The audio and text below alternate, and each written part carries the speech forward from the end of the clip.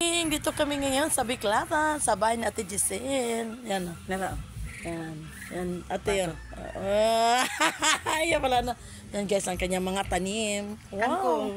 Yan, kangkong. If Yan, you want to, if kangkong. you want to cook sinigang, guys, Oh. you pick here. Yes, you pick it. Here. And More. cut here. Yan ganyan ba? You want to Chicken. tinulang manok. Tangnat is there. There. Ang papaya is there.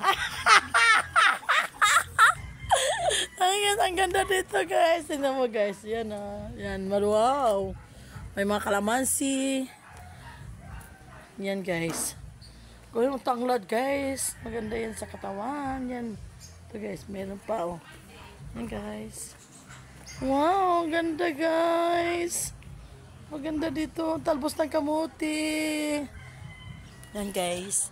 Ang talbos ng kamuti ay sarap yan sa salad. Wow. Sa salad guys. Yan, mayroon pang papaya. Yan guys.